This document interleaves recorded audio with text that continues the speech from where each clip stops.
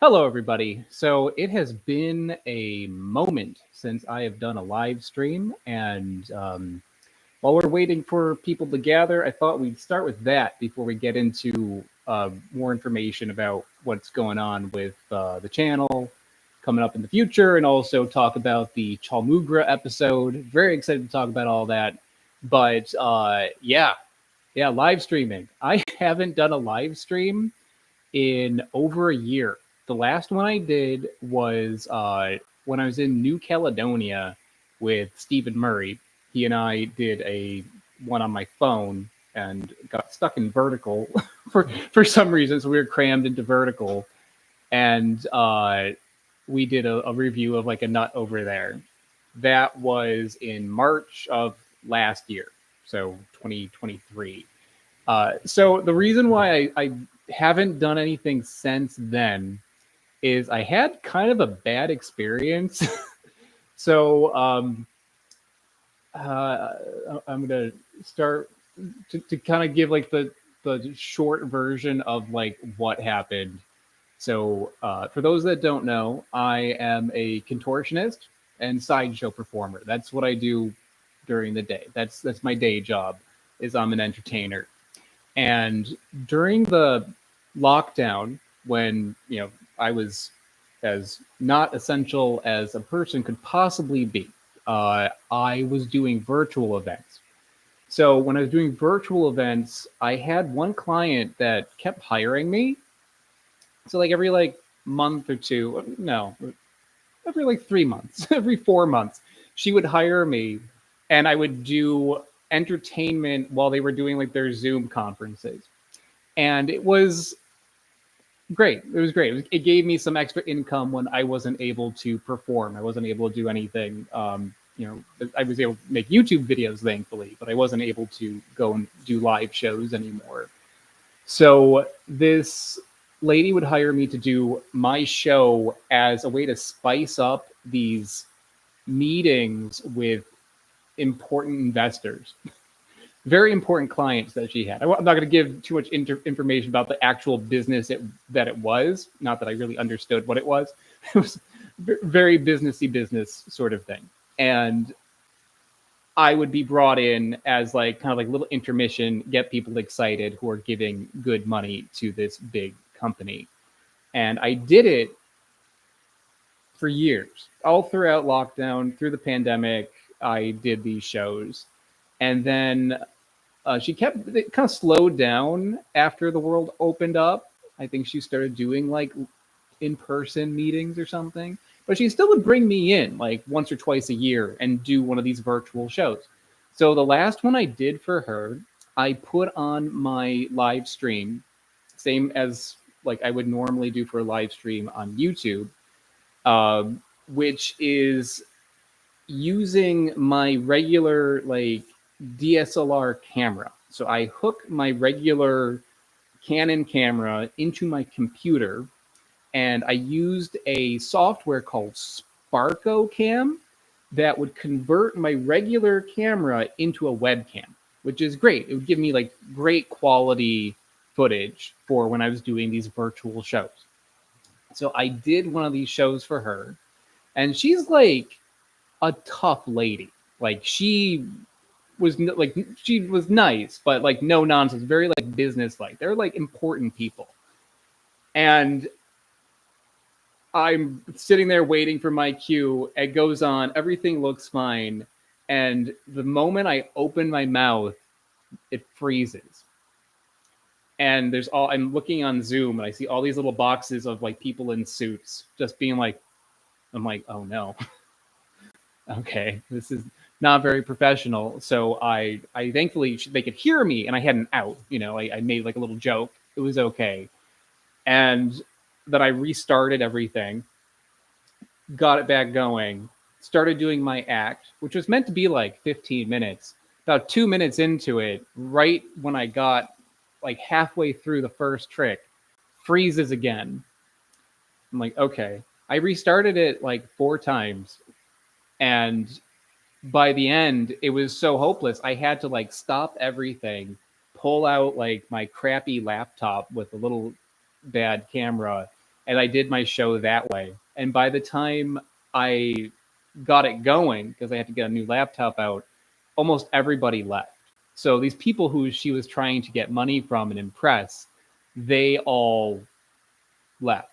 They all left. And it was so embarrassing that I was just like, I need a minute. And in this case, I needed like a year. Like that really just spoiled my feelings of doing like live uh, anything. I'm still like a little paranoid that this thing is going to completely like crap out on me. I'm not using Sparko Cam, by the way. If I can give like an anti-sponsorship for Sparko Cam, I lost a client, guys.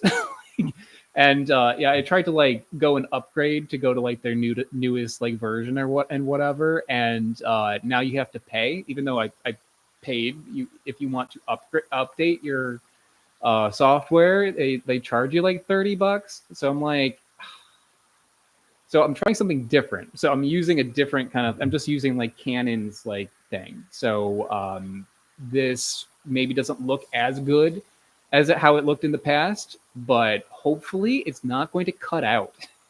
If it does, and then I'll get my crappy laptop and we'll do this in like 8-bit mode. But hopefully this is going to hold up okay.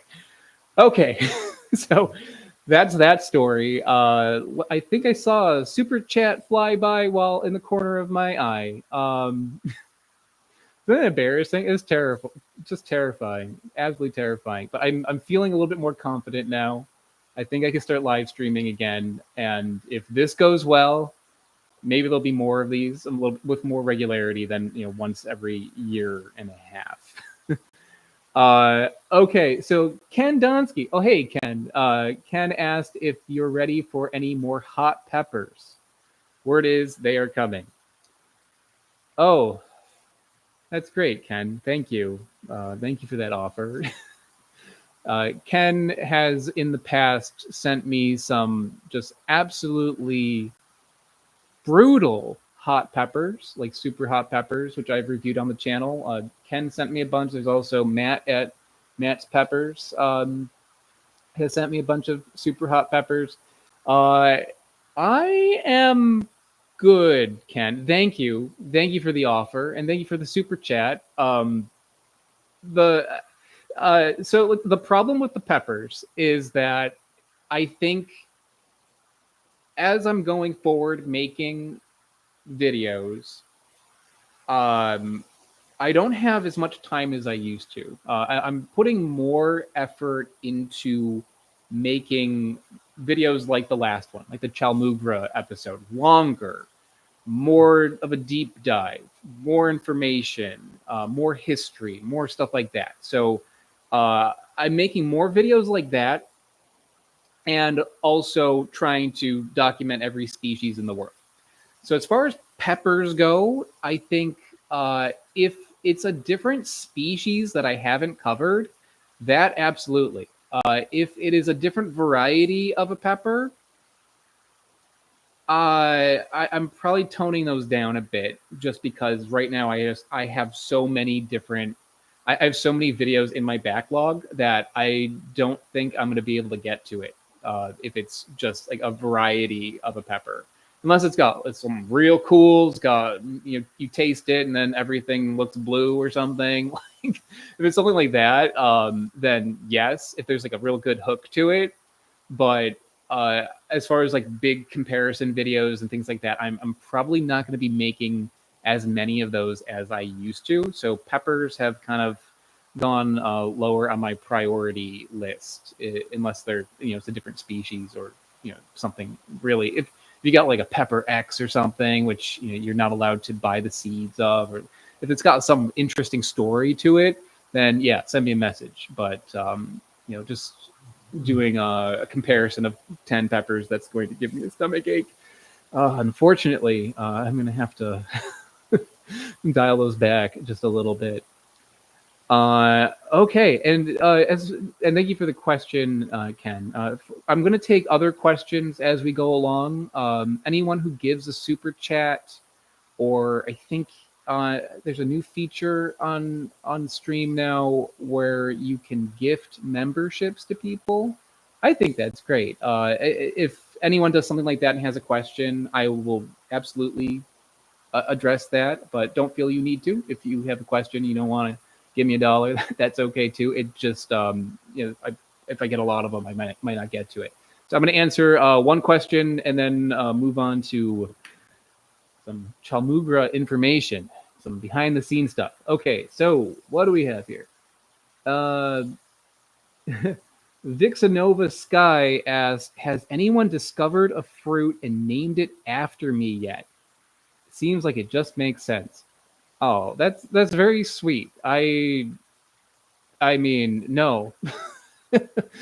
The answer is no. But if anyone out there discovers a fruit and wants to, make Jared fruit or Weird Explorer fruit, I will make an episode about that. Absolutely. Absolutely. And someone said, if Pepper X and Carolina Reaper got infused, would I try it? Yes, absolutely would. I have not tried Pepper X yet. The thing, I mentioned it briefly, but like Pepper X has been specifically bred by this mad scientist pepper guy. Forget his name. But he doesn't want people to have the seeds, so he doesn't want other people growing his pepper. So you can get Pepper X as a hot sauce, but you can't get the fresh peppers. So because of that, I have not made an episode about it. If I get the fresh pepper, I will absolutely try the hottest pepper. Oh, Pepper X, by the way, should have mentioned that. Hottest pepper in the world. It's supposed to be the hottest, even hotter than the Carolina Reaper or any ghost pepper and combination thereof. Pepper X is like meant to be the hottest, but you can only get it as like a hot sauce. I would try the hot sauce, but I feel like to make an episode, I want the fresh pepper. And if it were a combination of Pepper X and something else, that would make an episode too, for sure. Okay, so let's talk a little bit about what's the last thing that I just did on this channel, which I released my longest episode yet on the Chaulmoogra fruit. For those that haven't watched it, there's not real. I mean, it's a video about fruit. There's not going to really be any spoilers here. You can watch this stream and then watch the episode. You don't have to watch that first. But basically, nutshell version, Chaulmoogra is a fruit that, since ancient times, has been used as a treatment for leprosy. And how this video came about, my longest episode ever, standalone video. It's almost an hour. And it's just because the story is huge. It's got the review itself is like very small. And how this started is I was doing tours with a group of people. We went over to Thailand about 2 years ago now, 2.5 years ago. We went to Thailand, and at a botanical garden, this was just growing there. And had a little sign, Chaulmoogra fruit, and gave the species of it. And I didn't know what it was. I never heard of it. Nobody in the group knew what it was. There were like 10 of us there. Nobody knew. So I tried a bit. It turned out it was poisonous. Don't eat it. I tried a little bit, spit it out just to see what it tasted like. I wrote down the name, and that was it. I had this little clip of footage, and then I looked it up, and I was just like, oh my God, like this, like all these articles came up, but like all like medical science journals and like all this stuff came up on it. And I'm like, what is this thing? And a lot of the sources that were coming up were like really old. Like I did some digging and I found out it used to be this like the only treatment for leprosy basically was this. So I was like, okay, how much will people care if I make a big video about leprosy? Because, a lot of people come to my channel because they want to see fruits that they know or have heard about. Nobody's looking this up. Very few people are looking this up. And also, it's something that the actual taste test of the Chaulmoogra is 20 seconds long. It's not enough for an episode on its own. So I was thinking like, well, maybe I'm going to take take that little review and mix it with other things and put a little video out or something like that. Maybe I'll make a short video where I taste the Chaulmoogra and say, oh, this used to be a cure for or a treatment for leprosy. Sorry, not a cure. And maybe put a few other interesting things in there and have a compilation video. That was one idea. The other idea was like, maybe we dig into this. You know, there's the story here. Maybe I tell this story. But I didn't know if anyone would care. So what I did is I made a poll in the community posts here on YouTube. I'm not sure if you are not a subscriber, I think you don't have to be a subscriber to watch a live stream, but I think you don't get shown, you won't see my community posts unless you subscribe. So subscribe if you want to see them, and you're not. But I did a poll. What sort of content would you like to see? You know, polled everybody.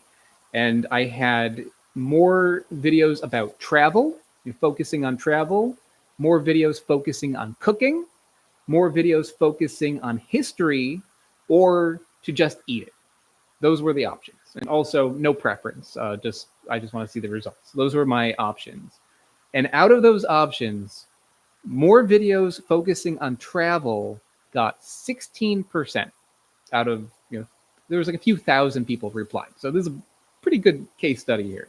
16% said they wanted travel. 15% said they wanted cooking. 12% said they wanted me to just eat it and get the video over with.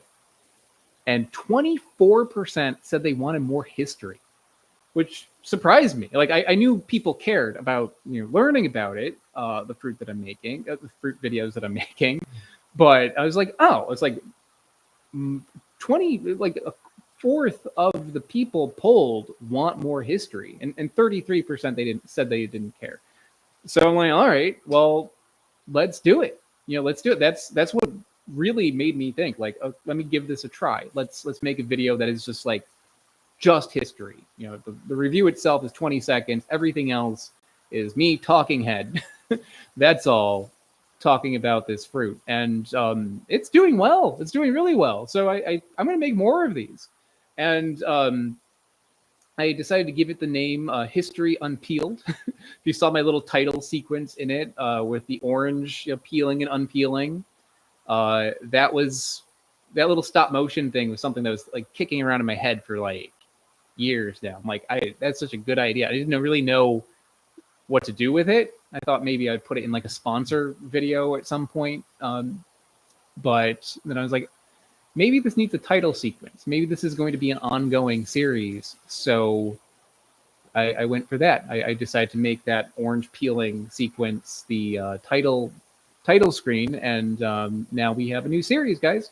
It's just, a side series to the main series of trying all the fruit in the world, but there's going to be more in the future that are like this, where they're longer deep dives into a fruit. Sometimes it might not be something that I'm able to eat, because it's poison or doesn't exist anymore, or doesn't exist at all, like a fruit from mythology or something like that. I'm gonna focus on that stuff. And if anyone has any ideas of things that could warrant a deep dive, like I did with the Chaulmoogra, where I'm going to have to get some books, I'm going to have to read, I'm going to put together like a big script. If there's anything out there that you could think of like that, let me know. Somebody in the comments of the Chaulmoogra video suggested to do one on quinine. Is that how you pronounce it? The one that was used to treat scurvy. That's a great idea. Stuff like that has like a strong historical context. That is what I'm going to do. I have a couple ideas already that I'm going to be working on in the future. I'm not going to give away too much, but one of them is going to be at least an hour long, probably more like an hour and a half, 2 hours long. Big deep dive in a very, very important subject, and that's going to be coming out for episode 800. Yeah, I'm already up. I'm up to. Chaulmoogra was lucky 7. It was 777. It was episode 777. But for episode 800, I got a big thing brewing in my head. I'll give more information as we go along, but that's going to be coming out in like 6 months or something. I'm starting to make videos like once a week. So 26 weeks from now, or 23 weeks from now, sorry, I will have that one. If all goes well. Okay, so I'm going to take another question or two, and then move on to some more fun. I got a really weird thing that happened. I got a really weird thing that happened when I was making this Chaulmoogra video, and I'm gonna tell you that story. But yeah, get yourself a drink, guys. It's a doozy. But before I'm gonna take another question or two.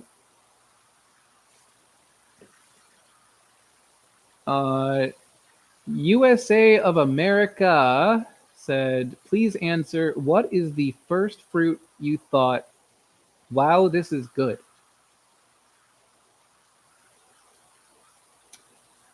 Well, there's a lot of good fruits out there. A lot of good ones. I've had a lot of good ones, but ones that I'm just kind of like floored, like, oh my gosh, this is the best thing I've ever had.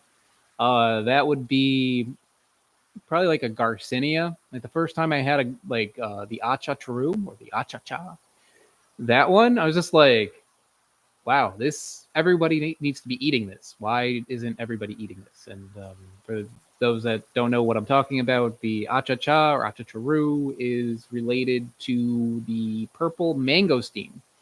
Those are absolutely delicious. This thing, even more delicious. I had that and I was just like, this, it just floored me, like how delicious it was. And that's a really good one.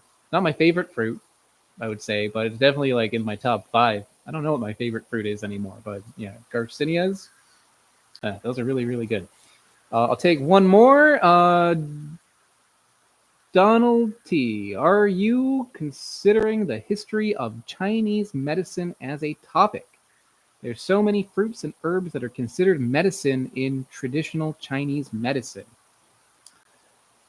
Yeah, that is an interesting topic. In Chinese traditional medicine, people use stuff that is, for better or for worse, very rare, very rare.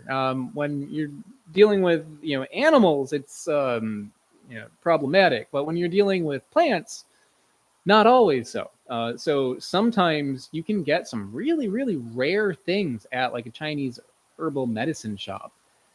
And those things have long histories to them. Sometimes I've picked up things in the past to review on this channel from Chinese traditional medicine shops. But when I do those, it usually has something to do with me finding the fresh version first. So yeah, like if I find the fresh version or something, or I have a relative of it, or the edible fruit of something, but in traditional medicine, people are using a different plant part, I might pick it up. Because if you go to one of those shops, it's all dried. It's all dried out stuff. You don't get fresh fruit from those places. And also, a lot of the things that you get from a Chinese traditional medicine shop, like I believe, correct me if I'm wrong, but I believe how people prepare that is they make like a big like tea or soup out of it. They take these ingredients and they cook them with water, and then they drink the water. If I might be wrong. That's like my basic understanding of how it works.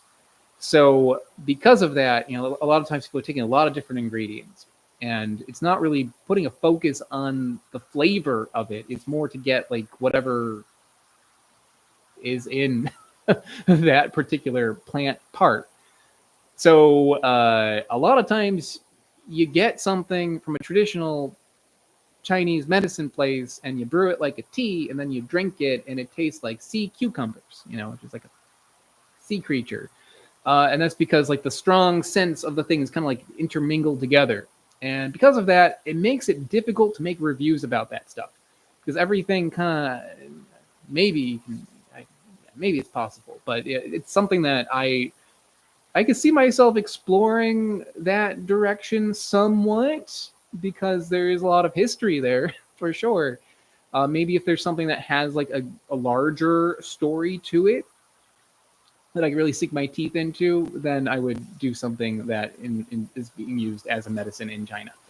But yeah, like this channel is it has a science bend to it. You know, I'm going to I don't make videos that go into anything that has it has a system of belief behind it. It's something that has to follow the scientific method. You know, even with like Chaulmoogra, like I looked at that with a historical context, not as something that would be something you necessarily want to use. I'm not promoting people to use Chaulmoogra. I am making a video about the history. The history is so interesting, but people today do use that as a alternative medicine, and that the video is not about that. The video is absolutely about the history. So yeah, I gotta maybe tread a little carefully there because I'm trying to be very analytic about things and not get into something that depends on a spiritual belief. You know, I might talk about it, but I want to look at things with a scientific lens. Okay, I don't think I saw any super chats. So I'm going to move on to another subject about the Chaulmoogra episode. So, for those that haven't seen this, how am I going to bring up this story? This is an awkward thing that happened. But we've been live streaming for a minute now. I can probably talk about this without worrying about being demonetized on YouTube. So in my video, there is a legend about how Chaulmoogra became used as a treatment for leprosy. And this is a story that goes back. It's spread around as like a myth, like a legend. It's spoken about in many different countries. In India, there is a version of this legend. In Burma, there's a version of this legend. There's, I think I saw it elsewhere. It's spoken about in multiple countries, multiple areas, and I'm guessing this is something that has verbally spread. It's old. It's an ancient story. It is basically explaining that long ago there was a king, and this king was taking care of his people, and one day, for no reason at all, he starts developing a sickness, a terrible sickness. Sores appear on his body. He starts feeling very ill, and he's worried that this sickness that he has is contagious. So he decides to exile himself and leave his kingdom. He goes out into the forest in order to protect his own people. Good guy. In some versions of the story, he ends up coming across another person who has this sort of sickness, and a woman, and she and he end up being together in this, and in the end, like, she becomes queen. Like, there's different versions of this story. Kind of interesting. So basically, he's in the forest. He's got this illness. The gods talk to him and say, hey, you look like you're in trouble. You need some shelter. Here's this tree. And they show him this tree. He goes inside the tree for shelter. And then eventually the gods say, like, hey, you look kind of hungry. There's some fruit on this tree. Eat it. Eat that fruit. You look hungry. So he eats that fruit. Not only does that cure his hunger, but it also magically cures his sickness. He is completely cured of his disease, which is not really described in so many words, but it is leprosy. And then he gives this fruit to his prince, or his not princess, his queen to be, and she also is cured, and they both go back to the kingdom together. And then he tells everybody where it is, and that is how that tree became known as a treatment for leprosy. I wanted to tell this story not like how I just told you now, but with an animation of some sort. And I was, really thinking, like, how am I going to do this? Like, how am I going to tell this story? Like, I can't draw. If you watched my video and you saw how I drew a cow, on my whiteboard during the Chaulmoogra episode. I can't draw. I can't animate anything. So what I was going to do is get those little play school little people figures. You know what I'm talking about? They're like these little wooden figures that, I mean, now I think they're plastic, but they used to be, when I was a kid, I had wooden ones. And they're just like a little peg body with a little ball for a head. They're like this big. I was going to take those because they have different figures. They have, boys and girls and farmers and electricians and whatever. They every cows, pigs, dogs. They have every kind of possible creature and possible profession in these little wooden figure forms. And there is a king. So I was like, okay, great. I'm going to get the king figure. I'm going to get a bunch of little figures to be the people, and I'm going to set them up in like a little diorama, and I'm going to enact this story with the little play school little people figures. And then I'm going to have that little figure go outside, and I'm going to do all that with these little figures. I'm like, perfect. So I kind of like storyboarded it a little bit, and then I went on eBay to buy these figures. They're really damn expensive. The little king alone could be like $50. I'm like, okay, well, I don't know how, like some videos can make money, some videos can lose money. Like I never know what's going to happen with these. And this video was going to be a risk. I'm going to make a big, long video about the history of a fruit that nobody's heard about. Great. I'm not going to put that much money into this. I'm too cheap. I'm too lazy. I'm not going to do it. So I decided not to buy, $100 worth of little figures off eBay. Instead, I would make them myself using Play-Doh. Now, Play-Doh isn't that expensive. I can go buy it at like a toy store or whatever. But I am so cheap and so lazy that I'm like, I'm not going to do that. I'm just going to make it. I know how to make Play-Doh. I remember this from when I was a kid. You take some flour, you take some salt, you take some water, you mix it together. I think you put like cream of tartar in it or something. You mix it all together. You add some red food coloring, or not red food coloring, but food coloring to it. Mix it all together, and then you have Play-Doh that you made yourself. It's basically free. I'm going to do that. So out of my cheapness and laziness, I make my own Play-Doh, which is not as good as regular Play-Doh. It doesn't hold its shape quite as well, but I figured it would work.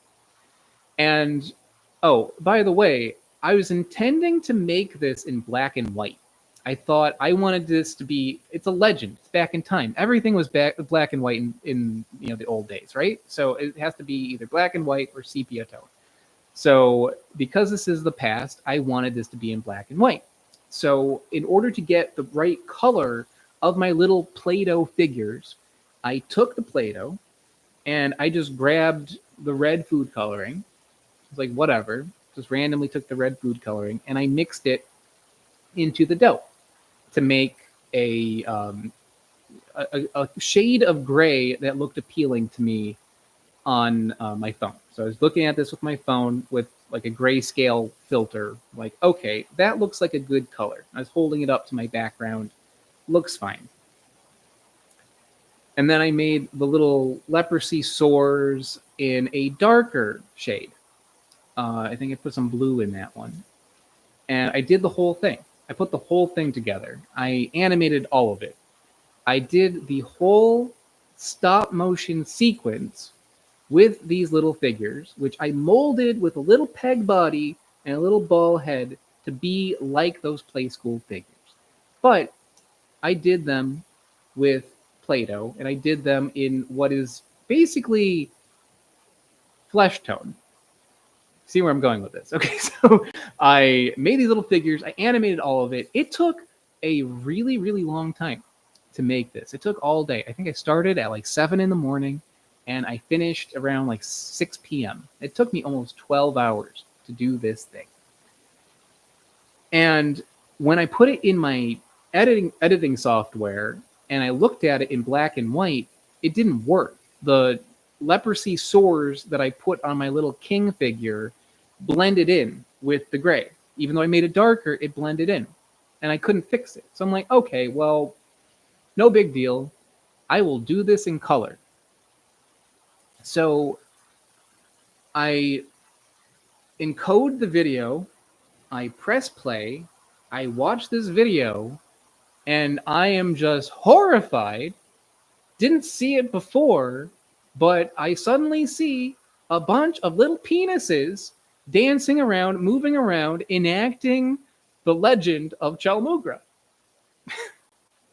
Because I had to make this in color for the leprosy source to appear, which looked like a horrible STD instead. And it was flesh tone because of how I did this. I used red food coloring, so those little figures looked flesh tone, and because they're just like a little peg body with a little ball for a head, they looked already very phallic. But I also, to add extra, just like to just hammer the nail in, I'm using my cheap homemade Play-Doh, which doesn't hold its shape very well, and under like my lights is starting to melt and just get like flaccid, and the head of these figures is kind of going into the peg like this. I made a bunch of dicks, guys. I made a bunch of moving dicks, and you know, I get surreal on this channel. I'm not afraid to put something on this video that is going to be funny. I wouldn't put it past me to put this in a video that wasn't so serious. You know, I was going for like this whimsical stop motion story. I didn't want people to watch it and be like, this is X-rated. I didn't want that to be the first thing. So I was looking at this. I was like, can I do this? Is it just me? Or I don't know. So I showed it to my wife, and she's like, it's a bunch of dicks. I'm like, okay, I need to do it again. So I did it again. That entire sequence that I used in the Chaulmoogra video that I just posted today, that is completely reshot. Thankfully, it didn't take me all day, you know, because I at least knew what I was going to do. But yeah, I had to change it. So these still survive. They dried out a little bit, but I can show you.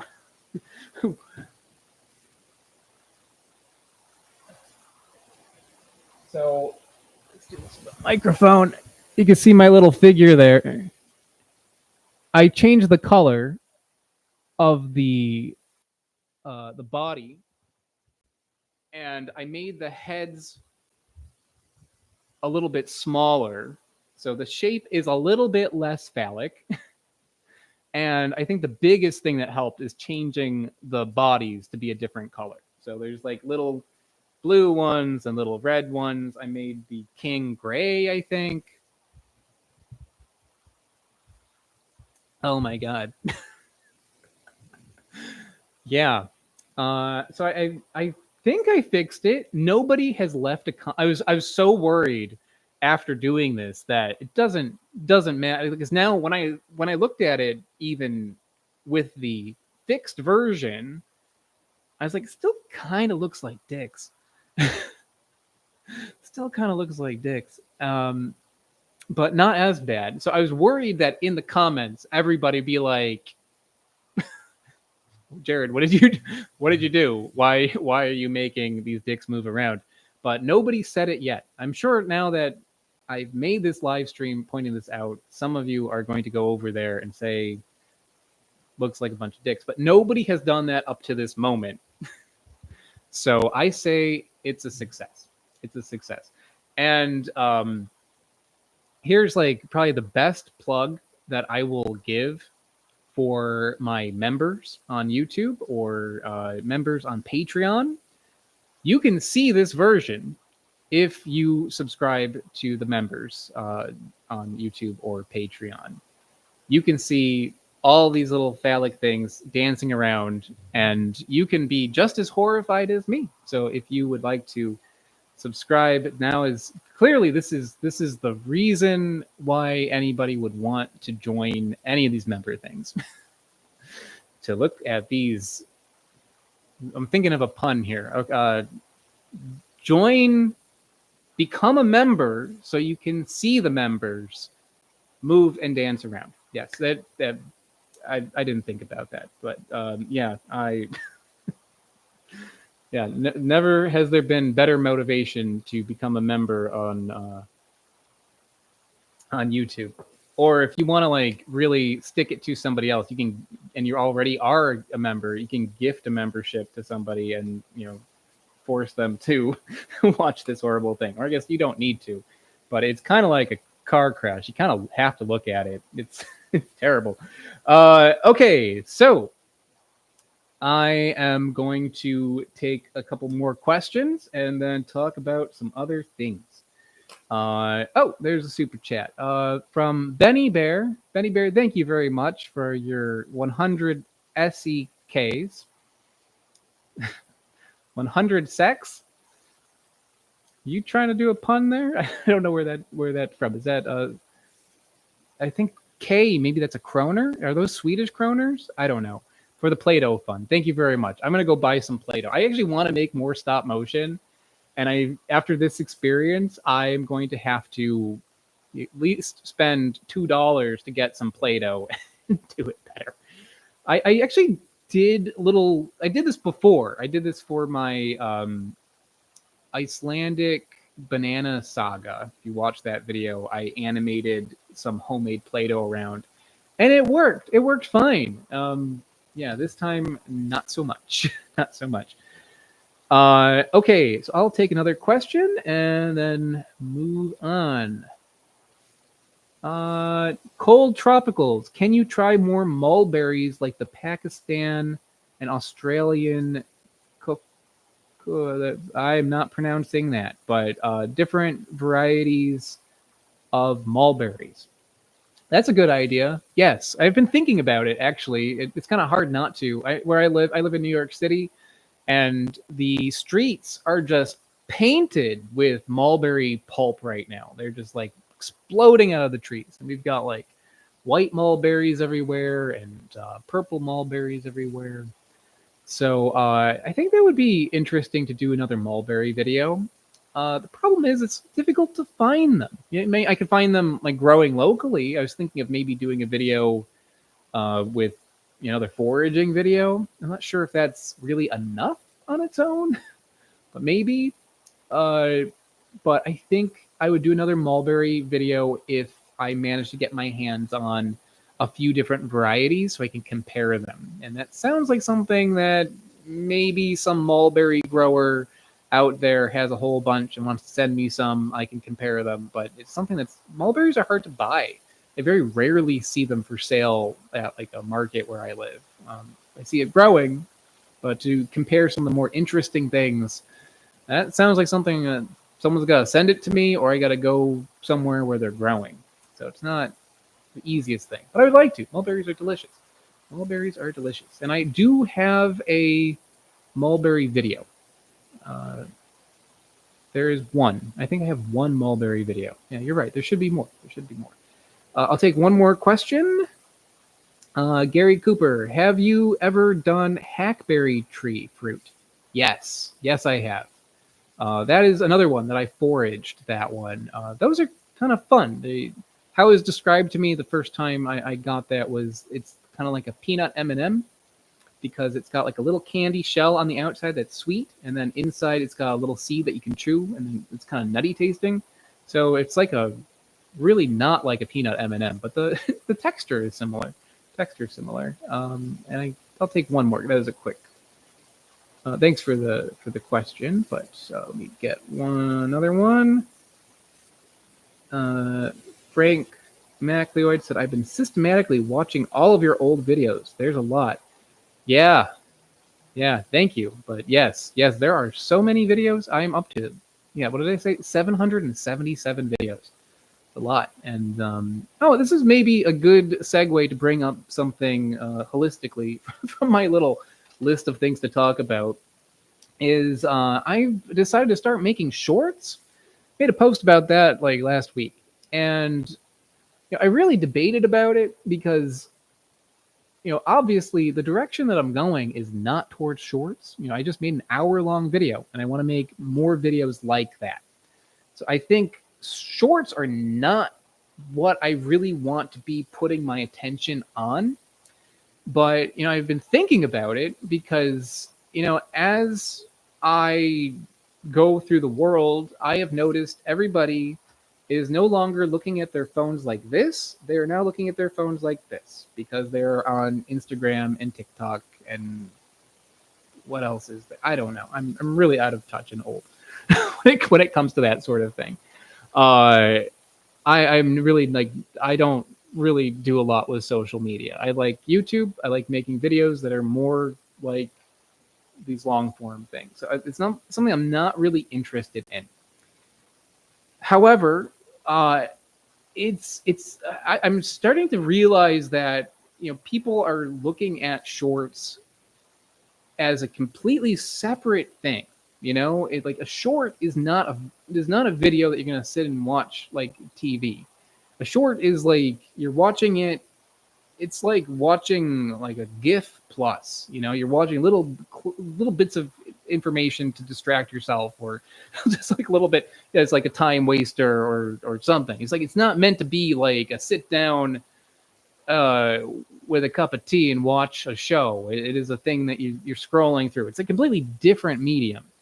And now that I'm like kind of thinking about it that way, I think like maybe I should use that to direct people to watch my longer things, to like treat this as a way to advertise in a way, but also hit another audience, and also put a little bit more life into my old videos because there's so many of them.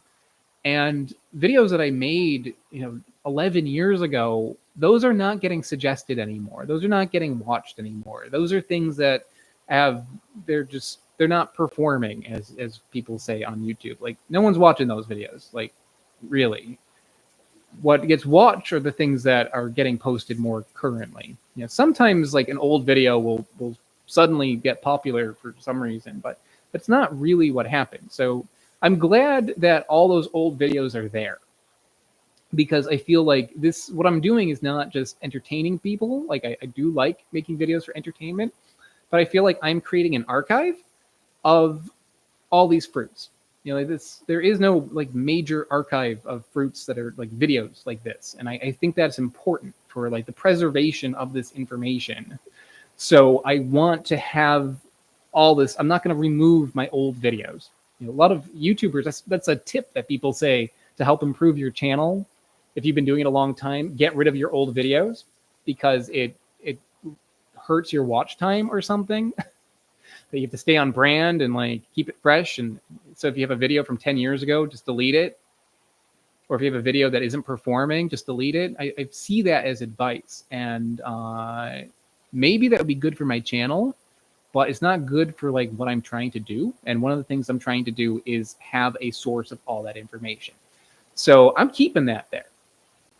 But I think it would be nice to kind of like direct people to it more. So it's not just there if somebody is like suddenly deciding like, oh, I really want to search for this Ceylon gooseberry, and my video comes up because few people have reviewed it. Like I'm glad that's there, that can happen, but like doing shorts and Facebook posts and community posts on YouTube, I feel like that can kind of make those videos come back up. Because I get asked in comments like several times a day, like, have you reviewed this? You should review this. And I have. In a lot of cases, I have. I've reviewed a lot, and that information is not readily available. It's just buried under 11 years of making videos, at least 11 years of making videos now. So yeah, I think doing things like shorts is a good way to bring that back up. And also because some guy was pretending to be me on TikTok, and that kind of ticked me off. It was just like, okay, some other people, there's other people doing it already for me. I should probably do this. Um, yeah. I forget what your question was, but there you go. Well, that was by, I think Frank asked that. And by the way, for the people, I know Frank is a member, and there's a few members out there. You have the ability to make these little posts. I'm going to put one out. I'm going to put a little lychee out here right now. You can make these little emojis of fruit in videos, but also in live streams, which I think is so fun. I have only a few of them, but don't forget that perk, guys. That is a fun one. Well, it's cute. It's a cute little thing that can be done. Okay. Another super chat from Ken. Ken, thank you so much. So generous of you. He said, "Have you ever considered doing a?" Oh, I lost you. Hold on. Have you ever considered doing a video about GMOs? I love the leopard video today. And your mission to document rare fruits is very admirable. Yeah, I could see that as a topic to I could see that as a topic to explore at some point. I think I want to do I feel like I want my channel to be a relatively safe place on things that are of hold on, my computer is trying to restart. That was bad timing. Well, I think that, what was I saying? Oh geez. I want this channel to be fairly free from political things or touchy subjects or things that people get like heated about. I want it to be a safe place for people who have differing opinions. Like it's about fruit, and what I love about fruit is that it is something that connects people of all walks of life. Every country I've been to has people who are fascinated with fruit the way I am, which is awesome. And people of like every walk of life is, and sometimes people don't might not agree with certain things. So I think talking about things that have maybe some divisiveness around it, I'm okay talking about things, but it would be with like a light hand.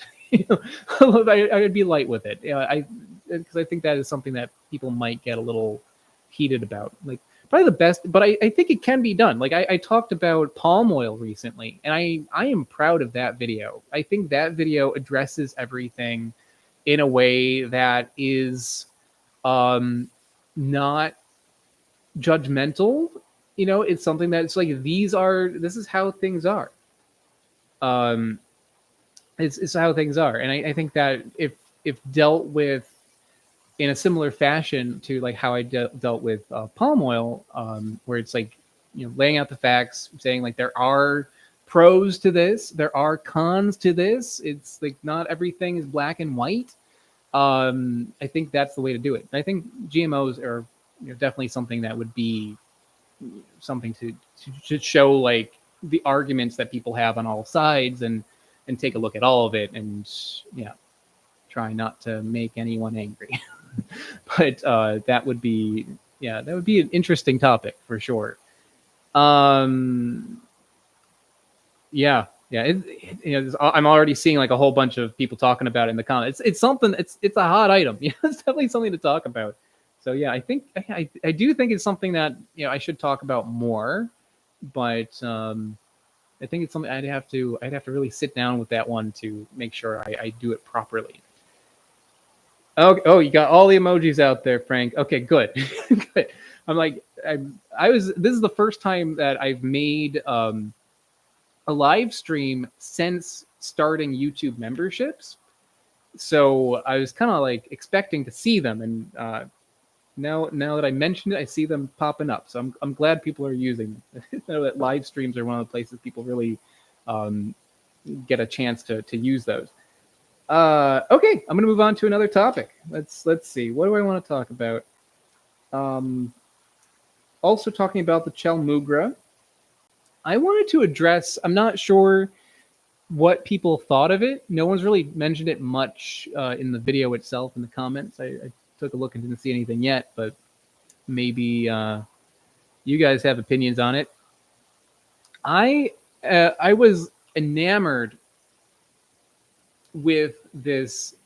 I'm trying to TMI. I'm trying to burp without making it seem like I'm burping. So I'm gonna drink some tea. That would not be very polite on a live stream. I've seen people in live streams that are just like blah, and I'm like, no one wants to see that, except well, maybe some people. Okay, what was I talking about? Oh yeah, I was enamored by the silent film footage that I found and put in this video about the leprosy. I'm going to call it a leprosy community rather than a leper colony in the video.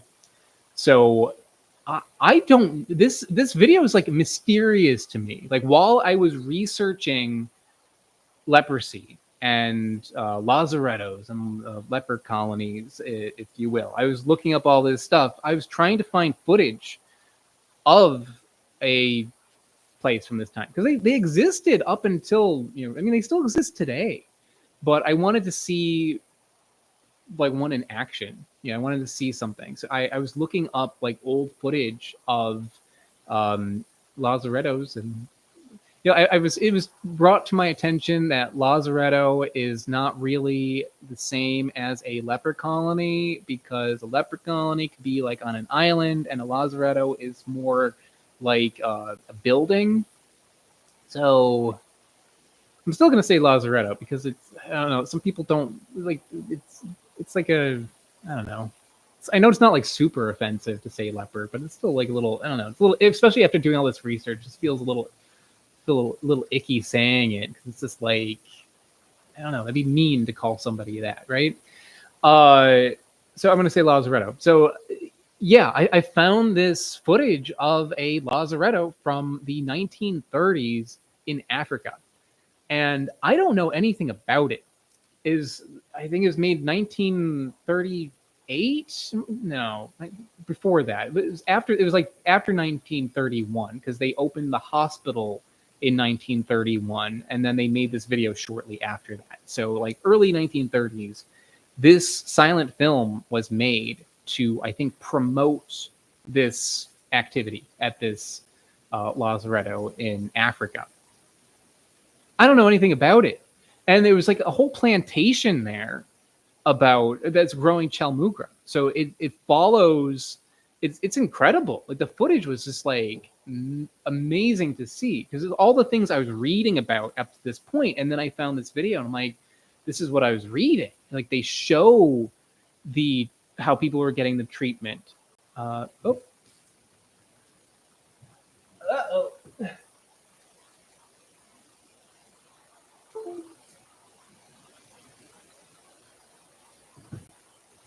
We have lost camera footage, everybody. We have lost camera footage.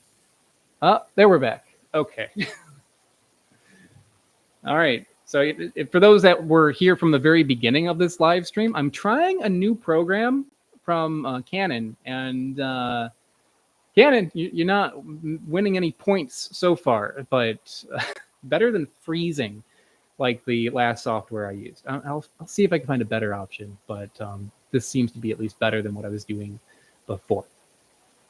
Okay, I got distracted. I was talking about this silent film that I found.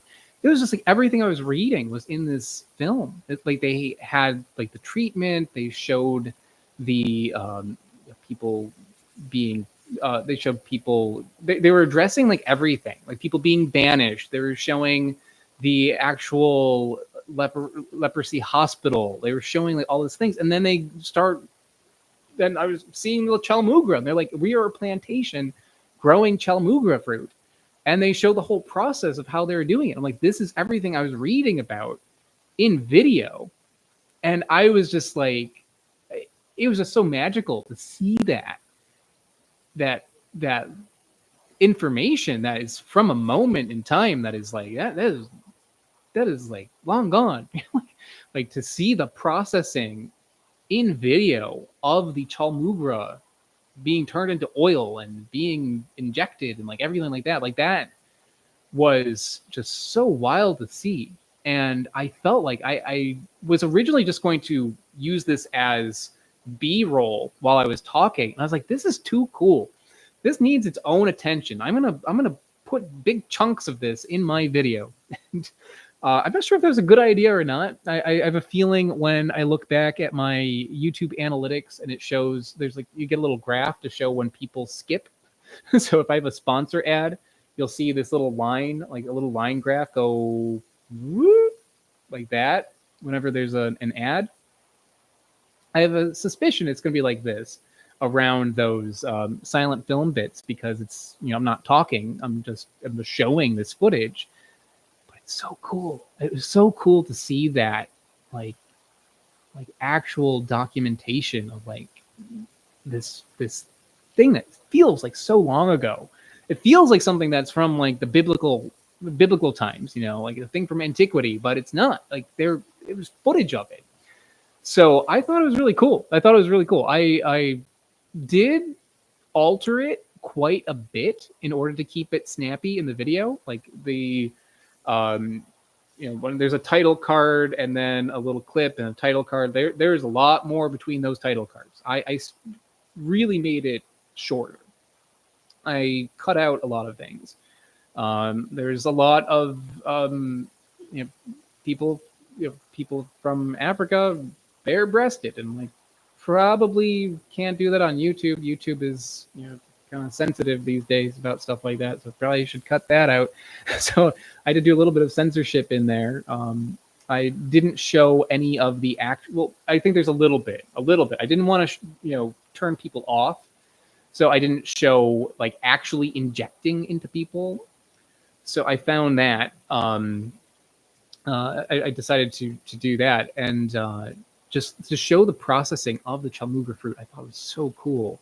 And then I had that music that I used, I thought was really, really cool too. But yeah, anyway, this footage is a mystery to me. I don't know anything about it because this is not the plantation that I'm talking about in the video. I'm talking about the plantation in Hawaii. This is a different Chaulmoogra plantation that at some point existed in Africa.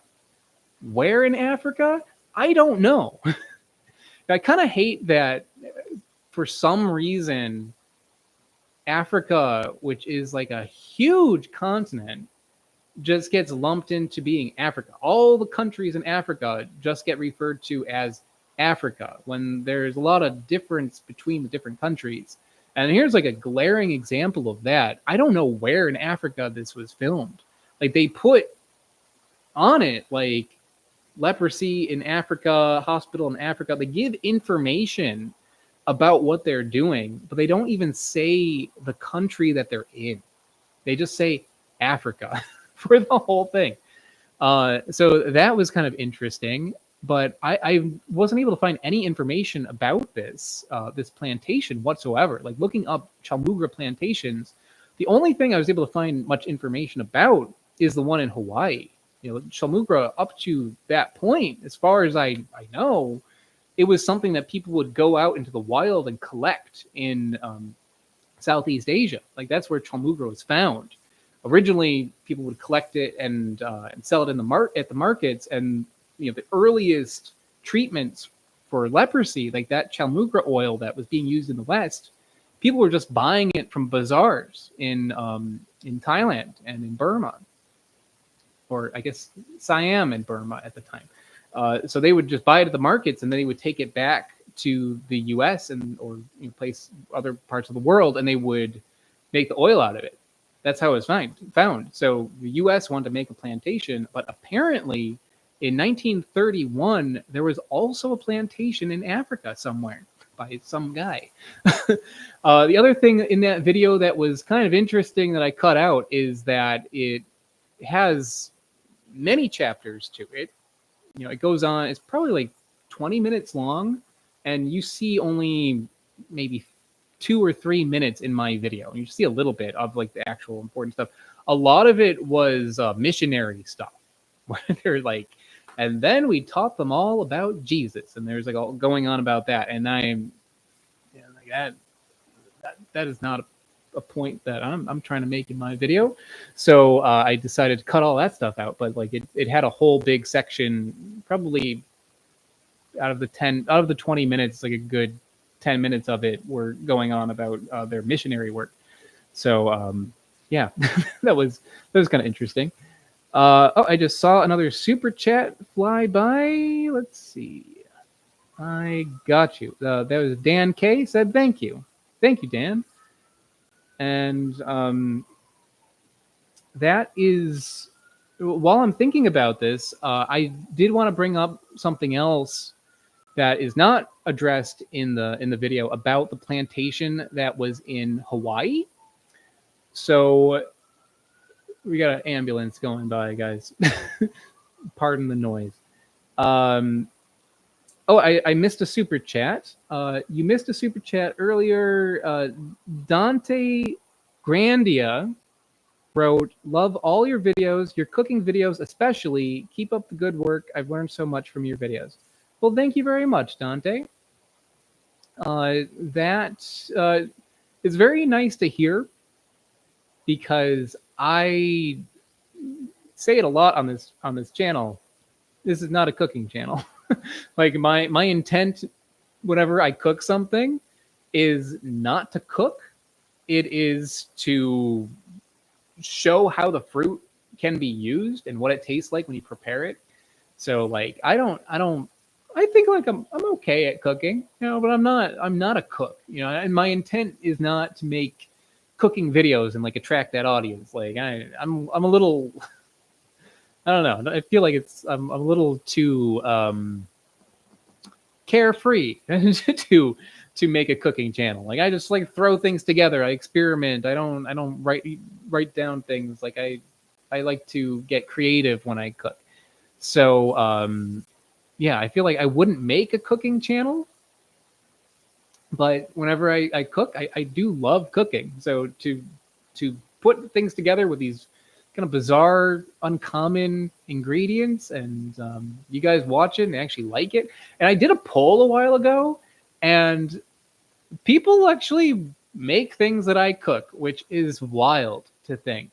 You know, like I'm using ingredients that are hard to come by, and you know, I know that a lot of people out there have found these ingredients, took them home, and then made the thing that I made, which is really cool. It is really cool because I'm just kind of very often throwing things together. Like I will take a recipe, I'll look at it most of the time, maybe alter a few things, and then I'll kind of ignore that recipe and then put my thing together and adjust things as I go. That's usually how I cook. And a lot of when it works, though, it works. And I put the information out and people try it, and sometimes it also works. So yeah, I'm glad you enjoy the cooking videos. I saw another super chat. Oh, Bill Thames just no note, but a nice little balloon and $20. Thank you very much, Bill. That's very kind of you. Thank you, Bill.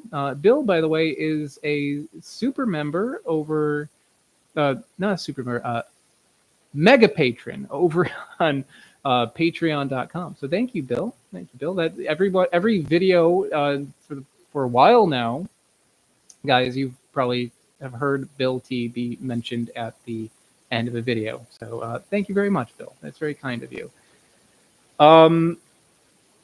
I was going to say something about the plantations in Hawaii.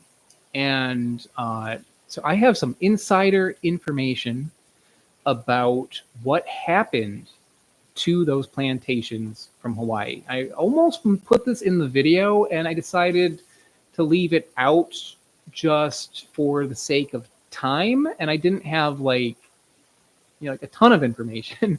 So I didn't mention it, but so for those that don't know, in the 1920s, early 1920s, a guy named Joseph Rock went to Burma and Siam, Myanmar and Thailand today, and tracked down the Chaulmoogra trees and brought seeds back to the U.S., well, to Hawaii, and grew those there, grew Chaulmoogra there. So there was a Chaulmoogra plantation in Hawaii that was producing Chaulmoogra trees.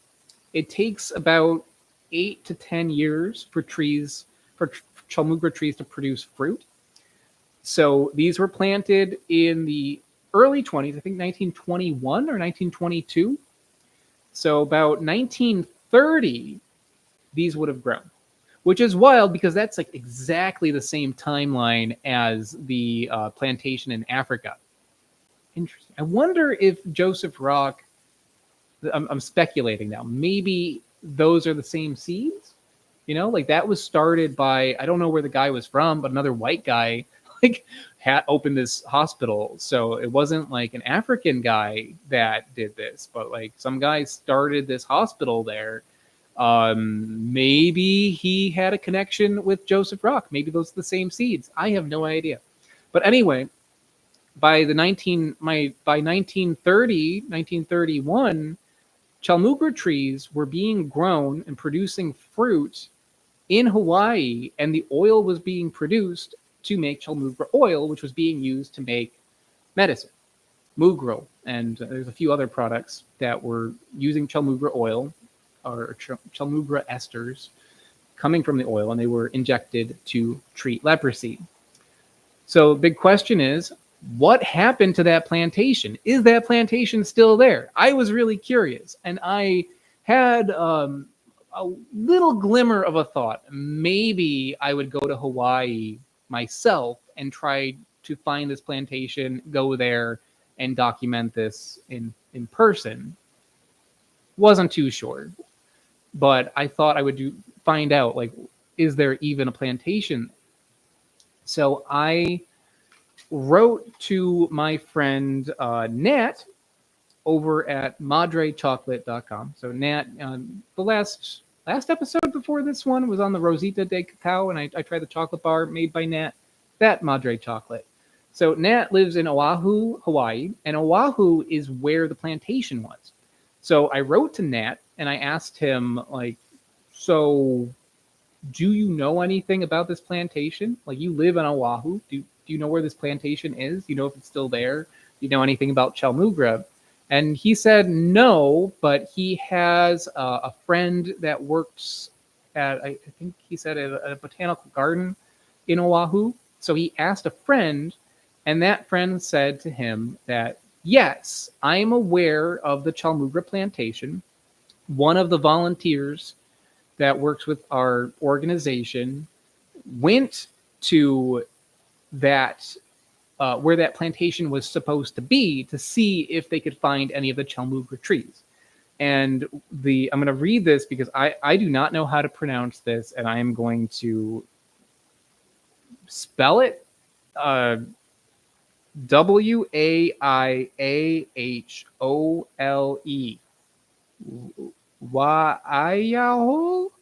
Waiahole?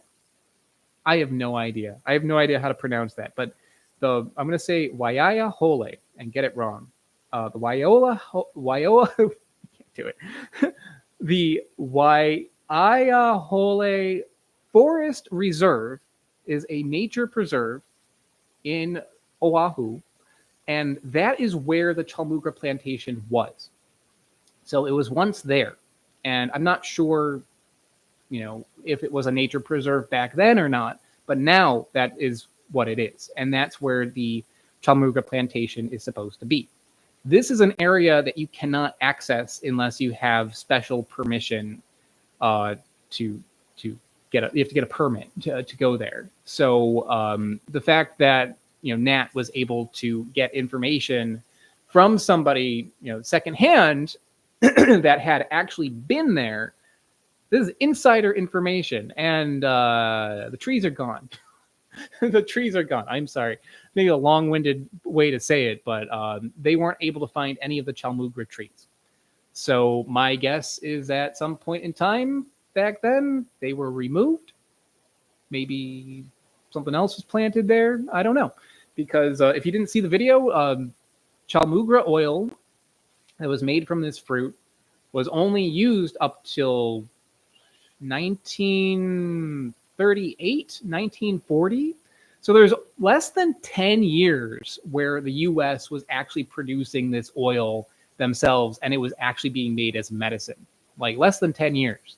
So yeah, I think that they grew it. They're like, oh, well, like that didn't work. And then that plantation, apparently it was ignored. Like they maybe got rid of the trees and grew native plants there. I have no idea. I have no idea what happened to it, but it's gone. Gone. I don't know. I thought that was interesting anyway. All right. So I did I see another super chat fly by? I think I saw another super chat fly by. I want to answer that. Yes. Sarah with an H. She didn't cough. I'm just getting a little dry throat here. We've been going on for an hour, 15 minutes. So I'm going to wrap this up pretty soon. I'm just going to answer any more super chats, maybe take a couple more questions. I think I touched all the major things I wanted to touch on. So Sarah with an H, have you ever considered doing a video on the history of ketchup, seeing that you've made ketchup from many weird fruits? That is a great idea, Sarah. That is a great idea. I think, that's not a bad idea. The problem with this is I'm maybe not the best person to do this, because I know that one of the steps in the evolution of ketchup is mushroom ketchup. And I do not like mushrooms. I'm sorry. So, yes, I just discreetly burped again. I apologize. If anyone wants to point that out. This is live, everybody. This is live. So the thing with ketchup is, I believe the history of ketchup, as far as I know, is it started as a condiment in China, made out of various things, and I think that's where the word comes from. And then when it came to the US, the first ketchup was actually made out of mushrooms. It was kind of like a soy sauce or Worcestershire kind of sauce made with mushrooms. And that then evolved into a bunch of different things. Like there's lemon ketchup and a bunch of things. A bunch of things were made into ketchup. And eventually tomatoes became synonymous with ketchup. Wasn't always that way. There used to be a whole bunch of different things. Very interesting topic, but I don't like mushrooms. Every mushroom I eat, maybe it's my taste buds, I've tried to like mushrooms. I don't like them. So if I eat mushrooms, I'm just gonna be like, this, no matter what the ketchup tastes like, if I make that ketchup, if I try that ketchup, I'm just going to say, I don't like it. Like maybe I could do it like with somebody else. To shout out a channel that's bigger than me, probably not a great idea, but it is a different enough channel where I think that's okay. Oh, I lost footage again. One second. We gotta draw this to a close soon, guys. My camera is doing whatever EOS webcam utility. That's great.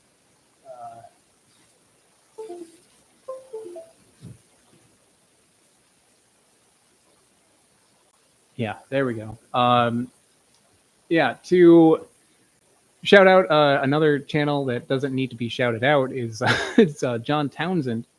He did a great episode on that. He does like the 18th century cooking. Sometimes he does things with fruit, but usually not. And he did one on mushroom ketchup that's really interesting. So I think that's, if you're really interested about the history of it, that is at least touching on it. But yeah, to do like a deep dive, like following the entire timeline of ketchup, where there is a point where I'm like, mushrooms are probably, this is probably good, but I don't like mushrooms. This tastes like dirt to me. Um, if you're okay with that, then I will consider it. That is interesting, and there are so many different fruits that are done that way. But I feel like I'm probably not the best person for it. Got a co-host, everybody. My Vostok has entered the chat. Hi, honey. I feel like most live streams at some point she comes over to see what I'm doing. Okay, I'm going to check my list just briefly to make sure that I talked about all the major things that I wanted to talk about. One thing that I wanted to say is that, like, one thing I did in my Chaulmoogra episode that maybe you noticed, maybe you didn't notice, and you're happy for it, is I chose not to show anything that any like live photos or video of people with leprosy. Like, if you look, there are other videos out there on YouTube about leprosy. None that I know that go deep in, none of them that really go deep into Chaulmoogra. I've heard it mentioned here and there on YouTube while I was researching, but no one's really done like a deep dive in it. But there is a lot of videos, there are a lot of videos about leprosy. And you know, they just zoom in on people with leprosy. And I felt like that it would be more tasteful not to do that. You know, I considered putting up initially I considered putting up medical illustrations to show it, but I didn't want to like objectify people who had this disease. So I made that decision early on. Like, I'm not going to put any of that on there. I know, like, yeah, some people might be turned off by it. I wanted people to look at this video scientifically, and not everybody has the stomach for this sort of thing. So I don't have a great stomach for it. I mean, I'm able to look at it, but I know not everybody is going to want to see that, and I don't want people to look at it and be like, ew, gross. I wanted people to look at it for what it was. So instead, I was just like, I'm just going to get my whiteboard and write down what's happening instead of showing what happens to somebody. So I'm not sure if that was a good idea or not a good idea, but it was a choice that I made early on that I felt more comfortable with. So there's description, but there's not any photos of it. And I did actually find one other silent film besides the one from Africa. I found one from India that I used like 3 seconds from it. It's also like 20 minutes long, but maybe not that long, but I used like only a few seconds of it because it was awful. It was really awful. Like, they just really mistreated the people in that video. It's a silent film of like people who look miserable with leprosy and showing close-ups of their body, like the sores and everything. And the doctors just were treating them like animals. It was really heartbreaking to look at it, but it was from that time period. Also talking about Chaulmoogra, but it was this was probably before the plantations, like 1920 or something, like maybe early 20s. Silent film from a hospital in India, and it was hard to watch. Like, I felt like very uncomfortable with the idea of using this footage just because of how they were treating their patients. And it kind of made me think about, like, how were people being treated in those photos? So I don't know. It felt a little icky, like the whole objectifying people who have a disease. So I chose not to show much. I did use a little bit of that.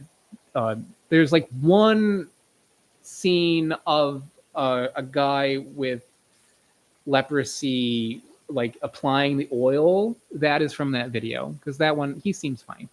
Like, all the injection stuff and like the doctors like interacting with them just really seemed wrong. Okay, I see some people are leaving. So All right, guys. I think we're going to bring this to a close. Let me just address any final super chats that I might have missed. And I'll take a couple more questions besides that. Catherine Gaston gave a contribution. Thank you very much, Catherine. And I think that is it. I will take one more question, and then we're going to bring this to a close. Yeah, Sarah with an H said that you have chronic Lyme, and it made the parallels of being treated badly because of the illness is too familiar. Yeah, it felt too real. Like leprosy is still around, and diseases are like people are treated sometimes very poorly. And back in the day, like some of that stuff out there was just treated poorly, but without like any awareness of that it was wrong to be treating people that way.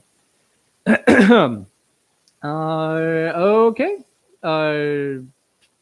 Frank MacLeod says, ever try chanterelle mushrooms? They taste fruity and floral. I haven't, but maybe that's it. Maybe I need to find just the right kind of mushroom, and then I'm gonna become a convert. So if I see those, I will try them. And I think that's it, everybody. Thank you so much. I hope you enjoyed this episode or this live stream. I'm so used to saying that. I hope you enjoyed this live stream, everybody. I hope to do more of these. It's been over a year since I've made a live stream, and I think this was a lot of fun. Hope you had fun, guys. I will maybe make one in a month or so. I don't think it's gonna be like every other day like some people do, but maybe like once every month or two I'll do a live stream. I think it'll be fun. So that's about it. Thank you very much. Have a great night, everybody.